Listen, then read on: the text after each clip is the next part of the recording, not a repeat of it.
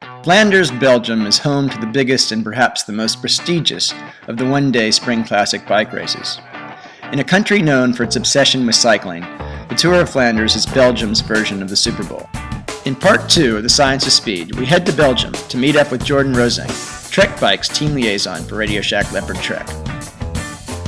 Jordan is an engineer, but equally as important, he's passionate about bikes and a bike rider himself.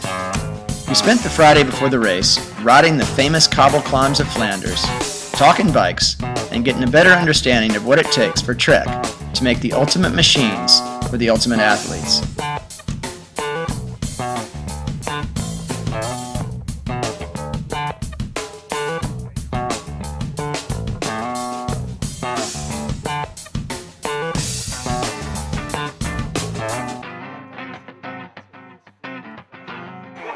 2012, Trek kind of split our road bike line into two separate platforms. So we have the Madone, which most people have always known, but the new bike is the Domane, which is kind of a bike designed around the classics. The Madone is much more aerodynamics focused, and the Domane is much more compliance focused. So both of them, we try to keep the same stiffness of head tube, bottom bracket, so pedaling efficiency. For Flanders, we have an 8-person team, and two of the guys, Gregory Rost and Popovic, are going to be on the Madone. Popo especially is one of the riders that tends to do a lot of work, so he spends a lot of time in the wind, and so especially the aerodynamic properties of the new Madone are something that he feels and prefers that. The more classic specialists have so far preferred the Domane. So Fabian is on the Domane for the entire year, independent of the race. Stein de Volder is probably going to be the same, and then some riders kind of mix and match depending on what the course is like and even what their job for the day is.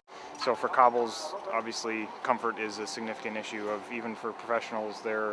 If they're doing 50 kilometers of cobbles in a race, then that starts to wear on them even more so than what they feel for aerodynamics. The intent with the Domane and what IsoSpeed is able to do is it really isolates the compliance aspect of the frame from the efficiency parts of the frame. So the bottom bracket itself is just as stiff or even a little bit stiffer than the Madone, same with the head tube. But the bike is a lot more compliant in the seat. So it doesn't take anything away from the rider. The rider doesn't feel like they're losing power the way maybe someone riding a full suspension mountain bike might. You can rely on lab tests a lot, but at the same time you have to understand what those lab tests mean and also have confidence that those tests are meaningful. The full wheel line of, we call them the Aeolus D3 line of wheels. So we'd made Aeolus prior to this, but this was kind of a from the ground up wheel development project. So that was actually my last engineering project before I left the engineering group and moved on to team support. The riders have been really happy with the wheels.